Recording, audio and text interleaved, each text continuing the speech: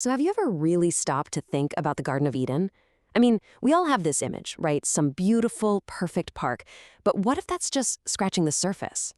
According to the Zohar, the foundational text of Jewish mysticism, it's so much more.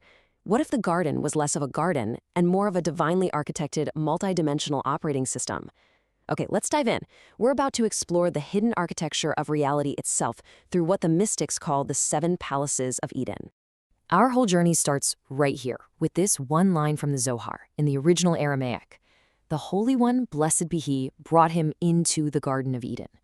Now, this isn't just about moving from one place to another. No way. This is the exact moment the first user logs in to the system. It's the kickoff to a huge story about cosmic administration, a critical system breach, and the path that was laid for every single soul that would come after. All right, so let's try to picture this moment. And I mean really picture it. Forget what you think you know about trees and grass. Imagine a reality that is just drenched in a light that doesn't just let you see, it actually informs you. The Zohar talks about a river flowing from a higher Eden to water this garden. This isn't H2O we're talking about. It's a torrent of supernal energy. It's the raw source code of creation pouring into this environment, making every single leaf, every stone just vibrate with divine intelligence. And the experience here? It goes way beyond our five senses. The very air is thick with the fragrance of pure wisdom. The sounds you hear aren't just birds chirping, it's the harmony of the cosmos. It's the music of angelic beings carrying out their functions. You see, this isn't a place you just look at or listen to. It's an environment you perceive with the full bandwidth of your soul. It is the ultimate sensory and spiritual experience, and it was all designed for a being created in the divine image. And this, right here, is where everything changes. Everything we've just described, the impossible beauty, the light, this incredible sensory experience, it was all real. But what if it was all just the welcome screen? What if the garden itself was the graphical user interface for a system of unimaginable power and complexity? A system that Adam was brought into not just to hang out and enjoy, but to actually manage. So, to really unpack all of this, we're going to follow a clear roadmap. First, we'll look at the garden as this secret interface. Then, we'll get into our big analogy, a cosmic server architecture.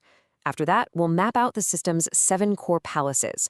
We'll get into Adam's role as the very first user, and then we'll analyze what happened to the system after a critical breach. And finally, we'll see how this ancient map is actually the guide for your own soul's ascent. You see, the earthly Garden of Eden, as the mystics explain it, is really a gateway. It's a portal to a higher, celestial Garden of Eden. All that physical beauty is the access point. It's the login screen, and it was designed to be perfectly intuitive for the user, Adam, so he could interact at this vast, structured, multi-dimensional reality that's just humming right below the surface. He wasn't just smelling flowers, he was interfacing with the very architecture of existence itself. Okay, so how in the world do we wrap our minds around a hidden structure like this? Well, probably the best way to do it is with a modern analogy, a multi-layered, highly secure server architecture. Just think of all of creation as a vast divine supercomputer. The Garden of Eden is how you interact with it, it's the screen, but the real processing, the real power is all happening in these nested layers of reality, and each one has its own rules, its own permissions, and its own purpose. And this is where the analogy just clicks perfectly. Let's break down how these ancient concepts map so well to modern tech. First up, Gan Eden, the garden itself. That's your user interface, the UI. It's beautiful, intuitive. It's what you see on the surface. Next, the 7 palaces, or hechalot. That's the backend. Think of them as 7 secure cloud servers, and each one holds a different kind of divine wisdom and energy. Adam himself, Adam Harishon, he's the root administrator with full system privileges. His soul levels, nefesh, ruach, neshama, are basically his access tiers, giving him different permissions to work inside the system. And finally, the klipots, or husks. Well, that's the cosmic malware, the corrupted data that can get into the system if its security is compromised. All right, let's get into the core mechanics of this whole system. The back end of this cosmic server is built on a structure of 7 palaces, or hechalot. And that's not just some poetic term. It's a precise spiritual map. Each palace is its own dimension, a kind of processing core for a specific type of divine energy. And when you put them all together, they form the ladder of spiritual ascent. So the system is this ascending hierarchy of 7 different palaces. The journey starts at the foundation, in a palace called Levnat HaSafir, the sapphire brick. As the soul moves up, it goes through layers like Noga, which means splendor, and Ahava, the palace of love. You see, each palace processes a different divine quality, everything from judgment to mercy, and the whole journey culminates at the absolute peak, the command center of the entire system, Kodesh HaKodeshim, the Holy of Holies. This isn't just another server, it's the superprocessor, containing the highest levels of wisdom and understanding. But wait, it gets even more complex and more beautiful. This isn't just one single stack of 7 servers. The Zohar describes a doubled, mirrored system. You've got 7 palaces that are connected to the masculine dimension, and then a matching set of 7 for the feminine dimension. The mystics call this 7 and 7 pipes. You have a structure above and a perfectly mirrored structure below, and it's this dynamic, dual architecture that allows divine energy, this masculine and feminine giving and receiving flow, to interact and unify, which is what powers all of creation. It's a system built on perfect, dynamic balance. So let's bring the user back into the picture. Adam wasn't just placed in this unbelievably intricate system to be a passive observer or, a simple gardener. He was designed from the ground up to be its primary operator. He was the first user, and he had a very specific and absolutely critical role to play.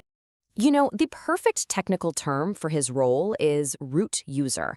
In any computer system, the root user has total, unrestricted admin privileges. They can change the system's core files, they can change permissions. Basically, they have the keys to the entire kingdom. And that was precisely Adam's level of security clearance in the operating system of reality. So when the Torah tells us he was placed in the garden to work it and to guard it, it's not talking about agriculture.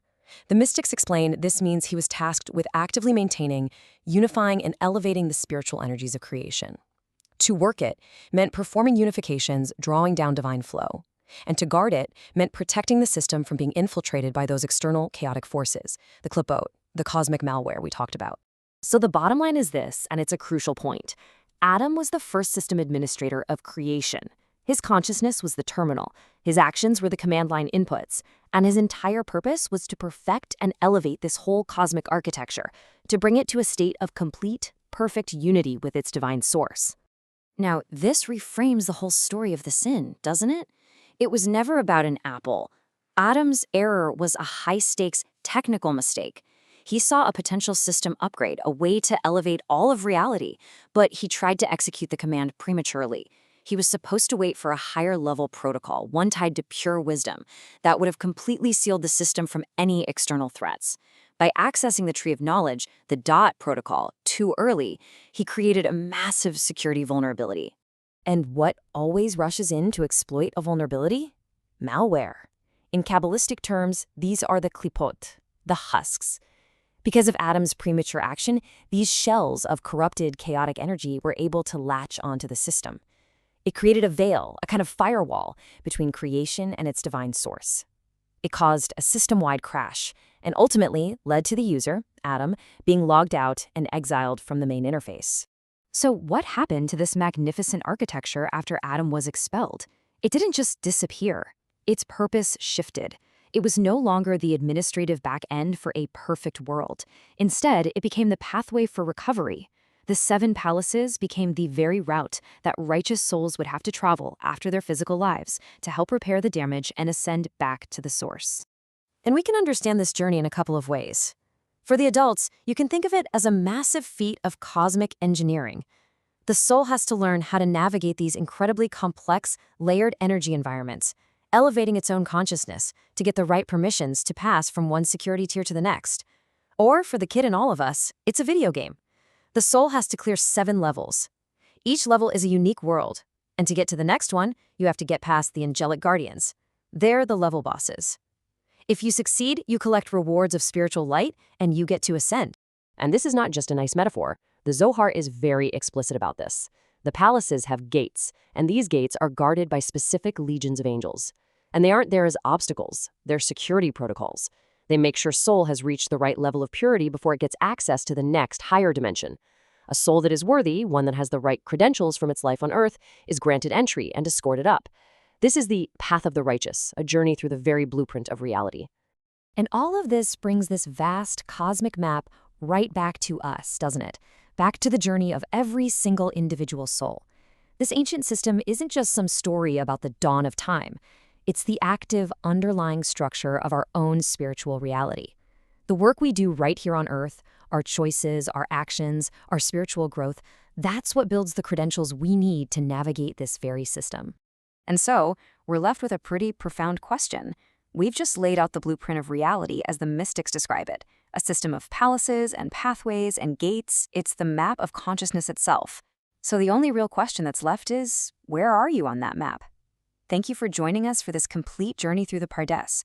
We hope these ancient truths help you and your family improve your own dimensions this week. If you enjoyed this full chapter deep dive, please like, subscribe, and share which part of the journey touched your soul in the comments. We'll see you in the next chapter.